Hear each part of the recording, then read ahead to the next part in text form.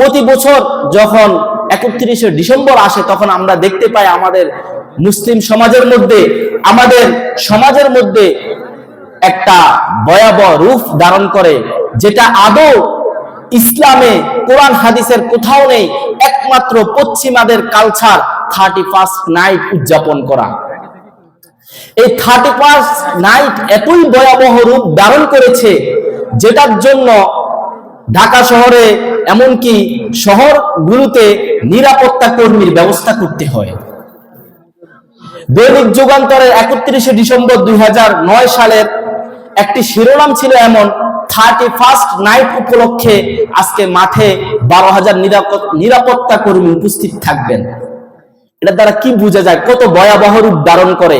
ওই রাতে 31st night নামে এমন খারাপ কালচার, এমন খারাপ কাজ সমাজের যুবক যুবতীরা করে, যেটার জন্য আইন শৃঙ্খলা বাহিনীগণ রীতিমতো তারাও ভোগান্তিতে পড়ে যায়।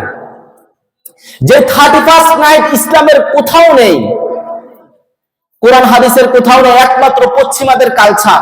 পশ্চিমারা আমাদেরকে শিখাচ্ছে, আর আমরা তাদের সেই বস্তা পচা আধুনিক কালচার শিখে নিজেদের ছেলে সন্তানদেরকে নষ্ট করছি। হাদিসের মধ্যে স্পষ্ট রয়েছে, যে জাতির অনুসরণ করবে কিয়ামতের দিন তাদের হাসর মাঠ হবে তাদের সাথেই।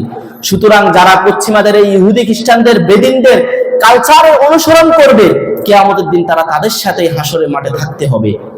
এই কারণে আমি আমার মাতুইন পশ্চিম পাড়া এবং আমার এই আলোচনা যারা শুনছেন সকল যুবক যুবতীদেরকে এবং সকল মুরব্বিয়ানে কেরামদেরকে আমি উদাত্ত আহ্বান জানাবো, আপনারা আগামীকাল নিজেদের ছেলে সন্তানদেরকে, নিজেদের যারা অভিভাবক রয়েছেন, আপনাদের পরিচালনার মধ্যে যে সমস্ত ছেলে সন্তান রয়েছে তাদেরকে যাতে এই কাজে কোনোভাবেই যাতে তারা লিপ্ত না হয়, এটা আপনাদের দায়িত্ব।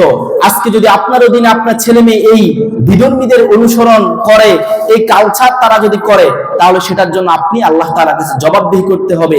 আপনি যদি নিজের আগামীকাল যেই 2025 সাল শেষ হবে, আপনার যদি এটাকে উদযাপন করতেই হয়, তাহলে আপনি যেটা করতে পারেন সেটা হলো কোরআন হাদিস আপনি একটা বছর কিভাবে কাটিয়েছেন সেটার জন্য আপনি এই রাতে বেশি বেশি নফল ইবাদত করেন, 2 রাকাত 4 রাকাত নফল নামাজ পড়েন, সম্ভব হলে রোজা রাখেন।